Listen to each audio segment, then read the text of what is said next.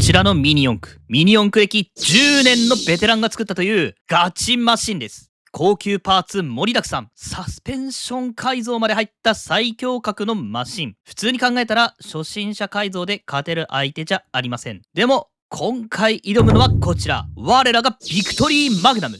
初心者向け基本改造だけでこのベテランマシンを倒しに行きます。イグニションスタンバイスタート。苦戦を制したのは MS フレキ、ビクトリーマグナムが追いかける。ノーマルモーターとハイパーダッシュ、こんなに差があるんですね。硬い順にローフリクション、スーパーハード、ハード、ノーマル、こんな感じですね。ミニ四駆のタイヤはビクトリーをつかめマグナム。イグニションスタンバイスタート。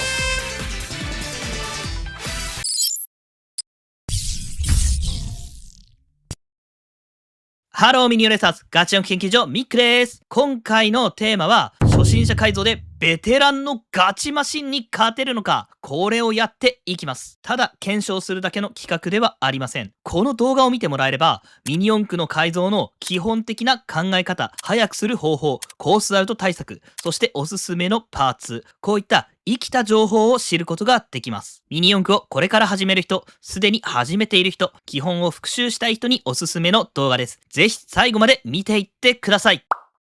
さて、改造していくマシンはこちら。ビクトリーマグナムプレミアムです。今はノーマル状態。対するガチマシンはこちら。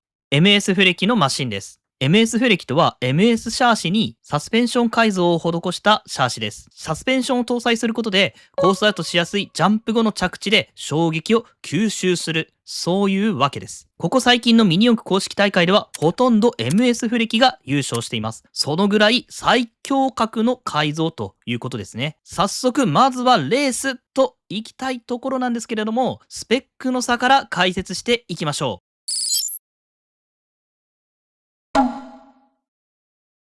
まずはビクトリーマグナムから見ていきます。こちらはスーパー2シャーシ、モーターはノーマル、ローラーはフロント2個、リア2個の合計4個。もちろんサスペンションはありません。一方のフレキマシン。こちらは MS シャシを加工してバネを内蔵し、サスペンションを搭載したマシンです。それだけでなく、フロントはスライドダンパー、フェンスに乗り上げても復帰できるように工夫された AT バンパーというギミックを搭載。パカパカするボディ。これはフロント提灯と呼ばれているギミックで、着地の衝撃を打ち消す働きをするダンパーですね。ギア側も AT バンパーが採用されており、フェンスへの乗り上げ対策がされています。アンカーではなく二軸の AT です。タイヤにもこだわりがあります。タイヤを薄く削って、さらに半分だけ直径が大きい状態にしている段付きタイヤです。これはコーナリングスピードを上げる目的でこうしているものと思われます。モーターはハイパーダッシュ。ギア比は 3.7 対1です。さて、実はこのフレキ、ヤフオクで購入したものとなっています。どうして自分で作らずにわざわざ買ったかというと、自分でやると無限にこだわることもできますし、手を抜くこともできます。第三者が作ったマシンを使う。それによって明確な基準を置きたかった。そのような理由があります。それに、このマシン、どうやらミニ四駆歴10年のベテランの方が作成したようです。なので、相手にとって不足はないでしょう。一応、このマシンは基準として使いたいので、電圧 2.8V で9割方乾燥できるようにブレーキセッティングだけ施しました。今回の検証では 2.8V に固定して走行させます。それと出品者さんが付けてくれていたハイパーダッシュモーターがあったんですけれども、最初の試走でお亡くなりになってしまいました。なので新品にしています。ブレーキとモーター、あとは明らかな故障だけ直している。そんな感じですね。あとは出品者さんの見バレを防ぐためにボディも私が作ったものに変えてました。ビクトリーマグナムの方は基本的には満充電で挑みたいと思います。初心者セッティングというコンセプトからも電圧を設定するものを持っていない状態で常に満充電で挑む。これは割とリアルな状況設定のように思います。さて、明らかにスペック差があるこの2台。まずはスピードチェッカーのスピードフリークで速度を確認してみましょう。ビクトリーマグナムが 17.46km 毎時。ノーマルモーターなんでこんなもんでしょう。フレキの方はというと、27.04km 毎時。ノーマルモーターとハイパーダッシュ、こんなに差があるんですね。はい、それではこちらの2台、まずはこの差を確かめていきましょう。戦いの舞台はこちらのサーキット。今回のコースの見どころを紹介していきましょう。まずはスタートしてからの上りスロープ。ここでマシンがジャンプしてコースアウトする最初のコースアウトポイントとなります。そして油断できない下りスロープ。コースアウトリスクは低いもののパワーが試されるバンク、走行レーンが入れ替わるレーンチェンジ、そして最後にスロープを組み合わせたジャンプセクションのドラゴンバック。赤字で示したセクションがこのレイアウトの難所となります。現行最強 MS フレキとノーマルマシンのビクトリーマグナムとの戦い、ラスボスとレベル1の主人公。物語はここから始まります。イグニションスタンバイスタート。起戦を制したのは MS フレキ。ビクトリーマグナムが追いかける。フレキがドラゴンバックに入って着地を決めていく。マグナムもクリア。ここで両者現在2周目。フレキドラゴンバックで着地を決めファイナルラップ。マグナムがドラゴンバックを越えてファイナルラップに入ったところでフレキがゴール。マグナムレーンチェンジをクリアしてゴールを目指して全力疾走。マグナムがゴール。勝負を制したのはラスボス MS フレキ。ハイパーダッシュの速さはもちろん、ジャンプ後の着地の安定性、各種のギミック、そしてフレキのサスペンションがこの速くて強くて安定しているマシンを生み出しました。そしてビクトリーマグナム、速度で負けこそはしたもののしっかりと完走することができました。さてタイムを確認していきます。フレキが 14.02 秒、ビクトリーマグナムは 18.19 秒、その差は約4秒。このサーキットの約1周弱の差がついたということです。果たして基本的な改造だけでこの差を覆すことができるのでしょうか。ビクトリーマグナムの成長に期待しましょう。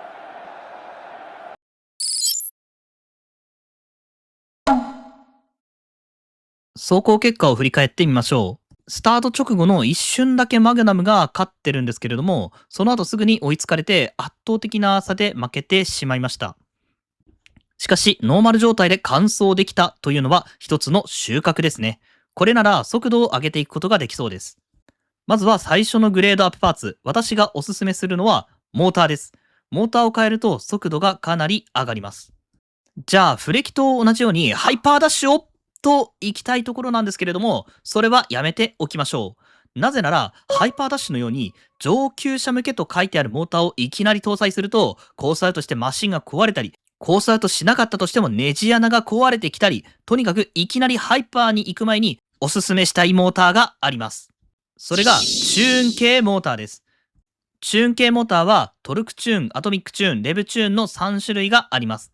加速力のトルク、バランスのアトミ、スピードのレブと一般的には考えられています。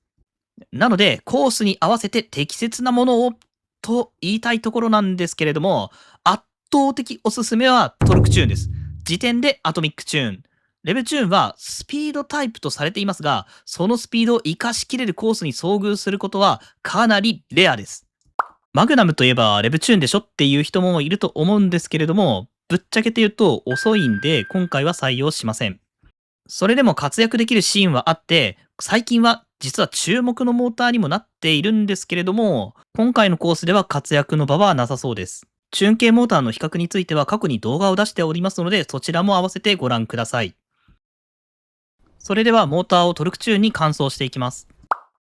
トルクチューンへの換装が終わりました。それではトルクチューンでどのぐらいの速度が出るのか確認していきましょう。音からして結構速くなってる感じしますね。タイヤがブレてるのはちょっと気になるな。さあ、速度の方を確認していきましょう。21.36 キロぐらいですかね。フレキのハイパーダッシュには届かないですけれども、ノーマルモーターの時よりもかなり速度が上がっています。どのぐらい食らいついていけるのか楽しみですね。それでは走らせていきましょう。モーターをトルクチューンに変えたビクトリーマグナム、ラスボス MS フレキにどれだけ食らいついていけるのか期待が高まります。イグニションスタンバイスタート。先行行したのはビクトリーマグナム。古木イン側でコーナリングで攻めていく。ドラゴンバックを決めて2周目。古木がイン側、マグナム、ここでコースアウト。古木はファイナルラップに突入。マグナム大丈夫か。古木ドラゴンバックを越えてゴール。完走したのは古木のみ。参考タイムは 14.08 秒。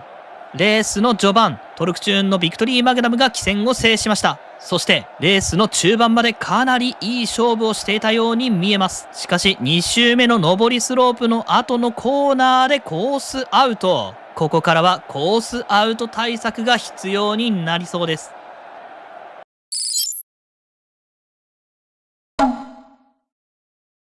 まずは走行結果を振り返ってみましょう。スタートダッシュがめちゃくちゃいいですね。序盤のアドバンテージが保てれば結構いい感じのところまでいけたと思うんですけれども、2周目のスロープ直後のコーナーでコースアウトしてしまいました。よく見てみると若干マグナムトルネードしてますね。これはいいコースアウト。スロープでジャンプして着地する。そしてその時にバランスを崩してコーナーに差し掛かり、そのままコースアウト。原因と対策はいくつか思いつくのですが、ここではスロープの手前で減速する方法を考えてみます。ミニ四駆にはスロープで減速するためのパーツが実はすでにあります。それがこちら。FRP リアブレーキステーセットですね。このステーをマシンの下側に取り付けて、同封されているスポンジをこんな風にステーに貼り付けます。そうするとスロープに進入した時にマシンが斜めになり、路面に触れて減速してくれる、そういう仕組みになっています。ミニ四駆ではこのブレーキセッティング一つでレースの勝敗が決まると言っても過言ではありません。それでは実際にブレーキを貼っていくんですけれども、一つポイントがあります。ブレーキは最初から両面テープがついていて、すぐにプレートに貼ることができるようになっています。なんですけれども、別の両面テープを追加で貼ることをお勧めします。ブレーキがプレートから剥がれにくくなりますし、ブレーキの再利用も可能になります。おすすめの両面テープは、積水化学工業の PE クロス両面テープです。ブレーキの詳しい話は過去にも動画にしておりますので、ぜひそちらも合わせてご覧ください。というわけでブレーキを貼り終わりました。それではリベンジの第2弾、走らせていきましょう。ブレーキで飛びすぎを抑えたビクトリーマグナム。果たして古木にどこまで対抗していけるのか。マグナムトルネードを心に秘めてイグニションスタンバイスタート。勢いよく飛び出したのはマグナム。1周目古木にアドバンテージを保っている。ここで2周目マグナムが先行、スロープもクリア。マグナムリードを保ったままドラゴンバックからファイナルラップ。マグナムインを取っている。このままいけるか。マグナム古木がゴール。マグナム実に惜しかった。スタート直後から王者古木に前を譲らぬ走り。トルクチューンとは思えないスピード、パワー。しかし運命のファイナルラップ、レーンチェンジでコースアウト。あと一歩対策が必要なようです。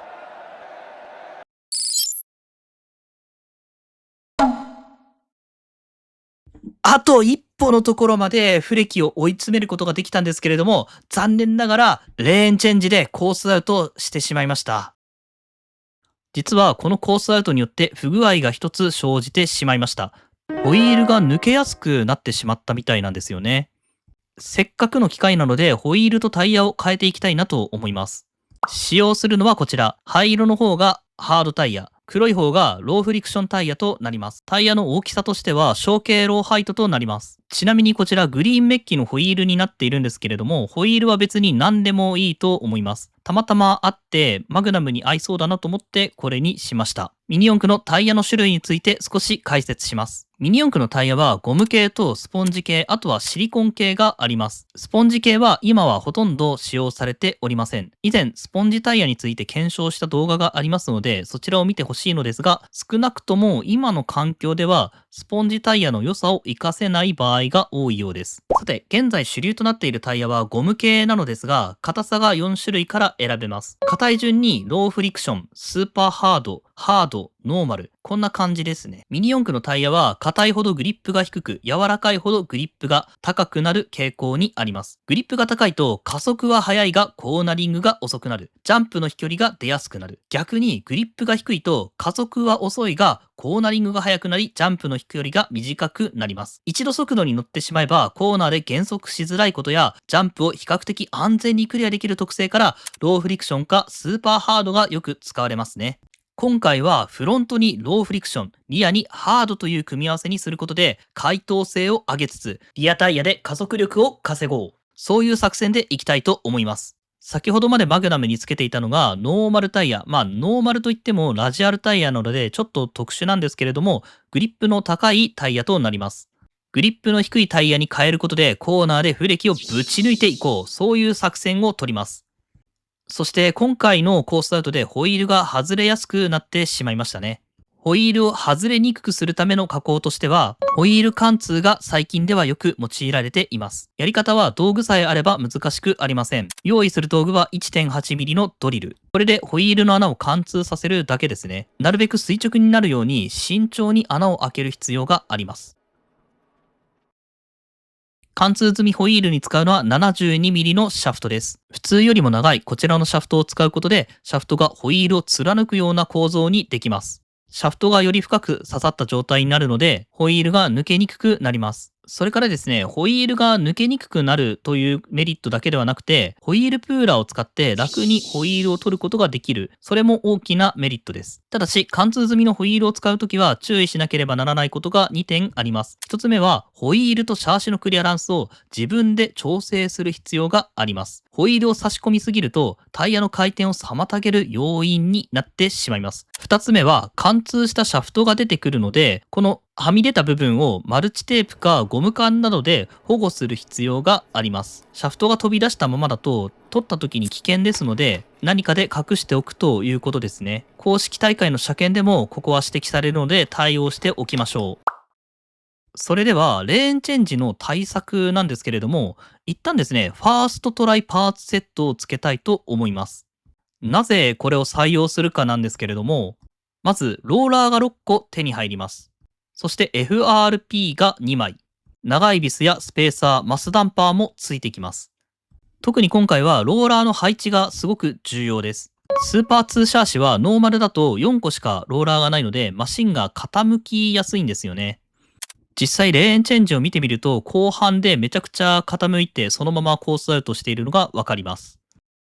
レーンチェンジ対策は実はいろいろあるのですけれども、まずはローラーの基本的なセッティングができていないとかなり厳しいです。そのためにはまずはファーストトライパーツセットが有効。そのように考えました。というわけでファーストトライパーツセットの装着が完了しました。なんか現代のミニ四駆に近づいてきた感じがしますね。ちなみにまだマスダンパーはつけていません。必要になったらつけようかと思います。それではさらなる進化を遂げたビクトリーマグナム、走らせていきましょう。定番のグレードアップパーツが入ったファーストトライパーツセット。果たしてトルクチューンでの完走なるか。勝利への可能性も見えてきた。期待が高まります。イグニションスタンバイスタート。マグナム先行する。しかしフレキ追い抜いてきた。コーナーを抜けてドラゴンバックを決めて2周目。フレキリードを保っている。マグナム徐々に離されていっている。ファイナルラップ。フレキかなりリードを広げている。さあマグナムレーンチェンジをクリア。フレキここでゴール。マグナムもゴール。どうしたマグナム。牙を抜かれた猛獣のように鋭い加速力が失われてしまった。タイヤ選択をミスってしまったか。しかしレーンチェンジはしっかりとクリア。さあ完走タイムが出ました。フレキ 13.07 秒、マグナムが 14.16 秒。マグナムかなりタイムを改善してきたが、フレキも調子が出てきています。この勝負一筋縄ではいかないようです。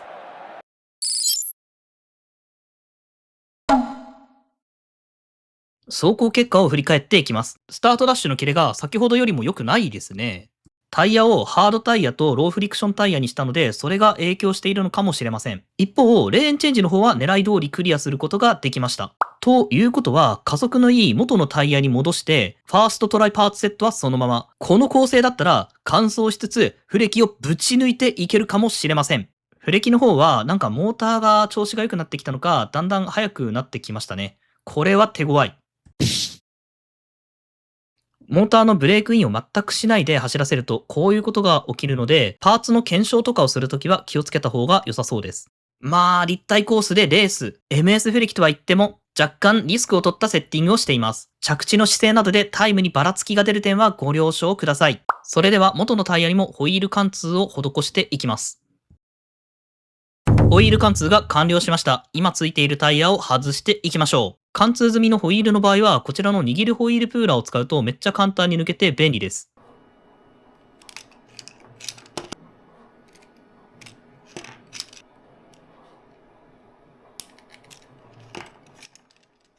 ホイールプーラーはこの握るホイールプーラー以外にも色々出ていますので、好きなものを選ぶといいと思います。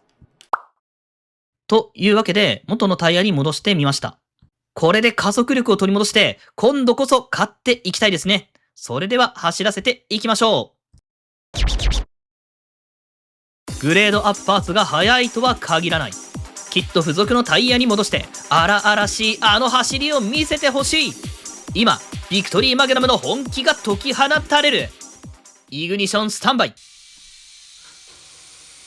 スタート。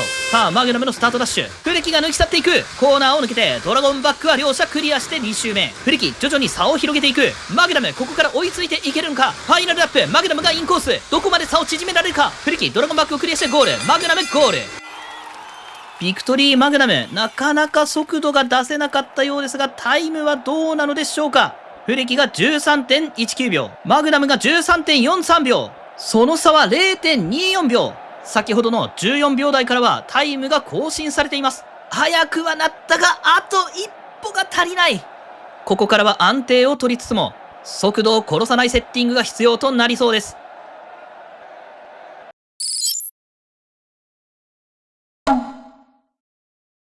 0.24 秒差、あと一歩のところまで迫りました。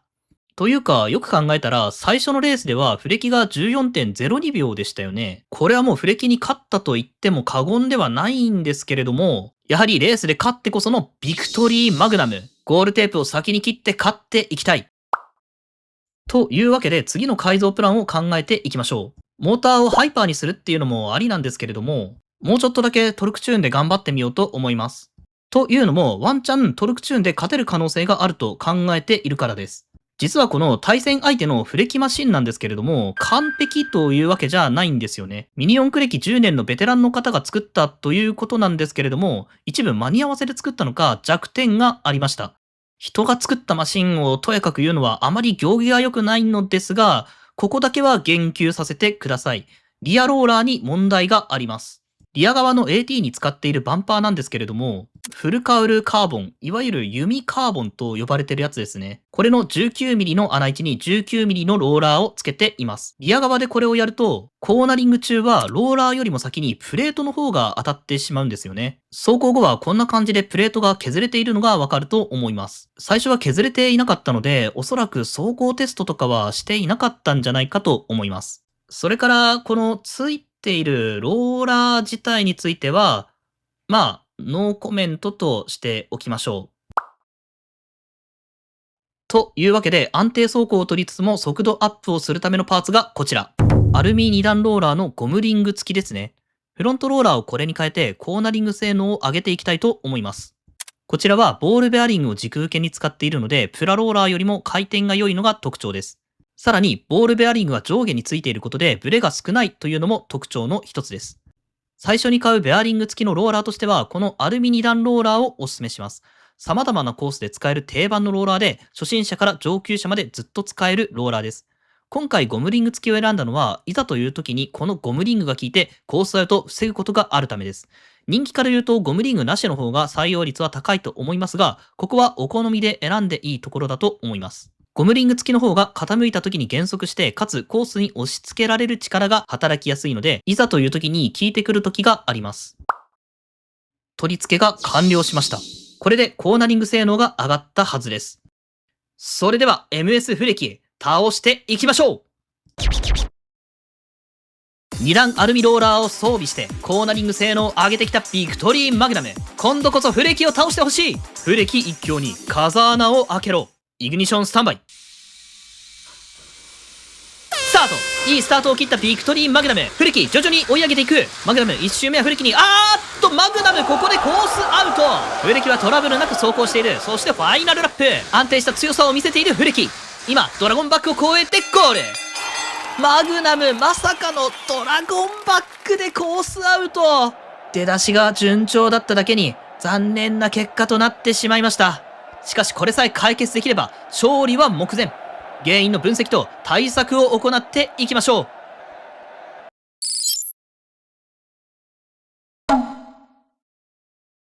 あと少しのところで立ちはだかったのがドラゴンバック。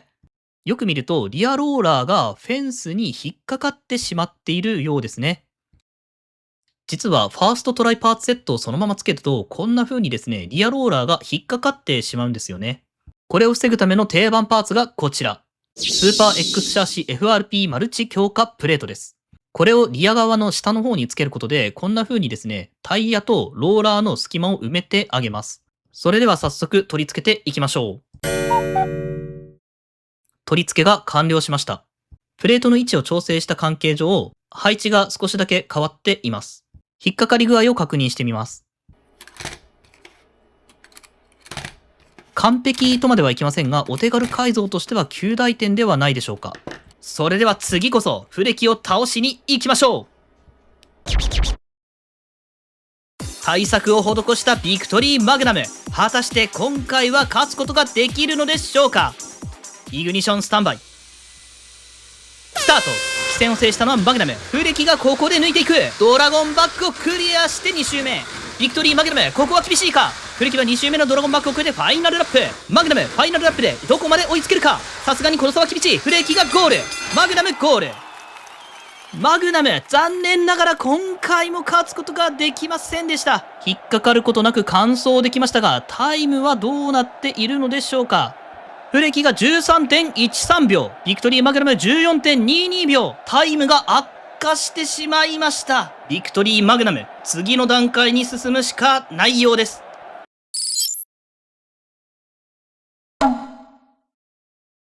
走行結果を今振り返っているんですけれども、ちょっとタイムが遅くなってしまった原因がわからないですね。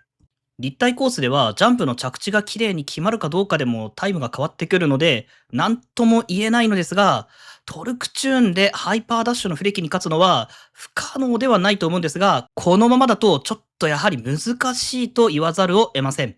やはりビクトリーマグナムもダッシュ系のモーターを搭載して戦っていくしかないようです。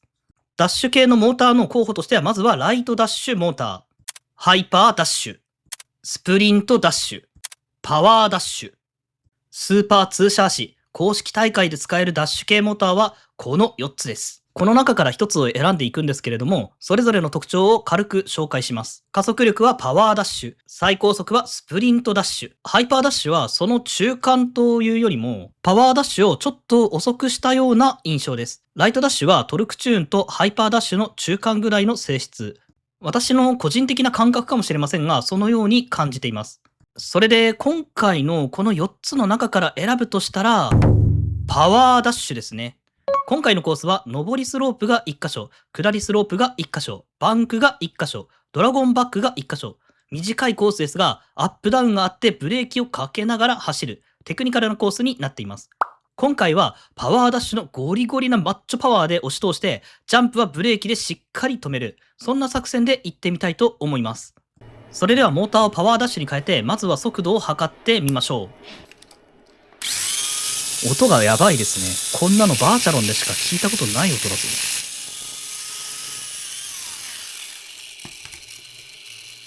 35.55 キロ。圧倒的じゃないか、我が軍は。これは勝てそうな気がするんですけど、ちょっと心配なことがあります。普通のビスだと、このフロント部分が曲がってしまうんですよね。というわけで、こちらのキャップスクリューに交換していきます。こちらのキャップスクリューは通常のビスよりも強度が高いことが知られています。それではこれをつけていくんですけれども、スーパーツーシャーシの場合だと、こんな風にキャップスクリューの頭がですね、干渉してしまって、うまくつけることができないんですよね。なので、こちらのフルカウルミニ四駆タイプのワイドステイに変更していきます。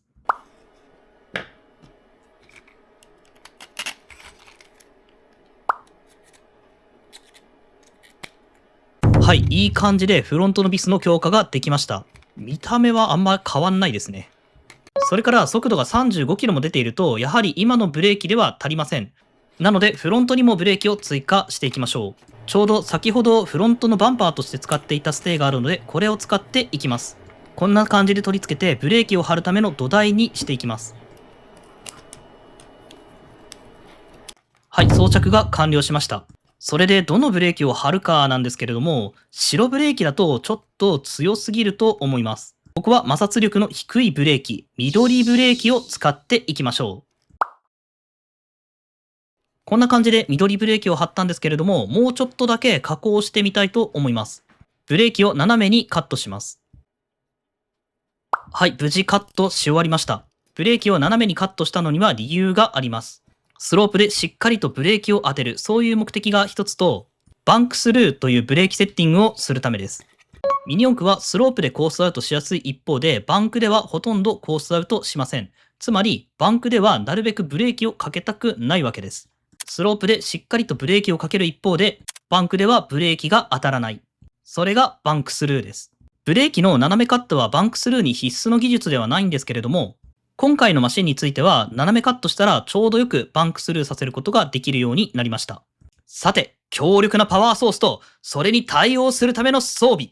ビクトリーマグナム、今度こそ不出来を倒しに行きましょう。パワーダッシュモーターを搭載したビクトリーマグナム。時速35キロの猛烈な速度で不出来をぶっちぎっていくことができるのか。敗北すらも糧にして、イグニションスタンバイ。スタート。前へ出るマグナム、あの不出来を圧倒する走り。ドラゴンバックをクリアして2周目。不出来がコースアウトしている。しかしマグナムは止まらない。ここではコースアウトです。なんということでしょう。両者コースアウト。不出来もビクトリーマグナムも飲み込んでいったドラゴンバック。ここで恐ろしいドラゴンが2台のマシンに立ちはだかりました。しかしビクトリーマグナム、速度では常に不出来を圧倒。残る課題はドラゴンバック。勝利のための最後の方程式を解きましょう。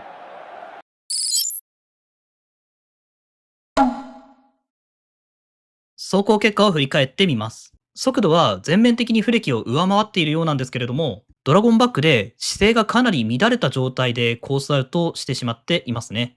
このジャンプ姿勢の話になると、重量バランスを見直してみてはどうでしょうかというコメントをいただくことがあるんですけれども、重量バランスによる姿勢制御ははまらない場合も結構あります。ジャンプの踏み切りの瞬間にマシンにかかる力のモーメント。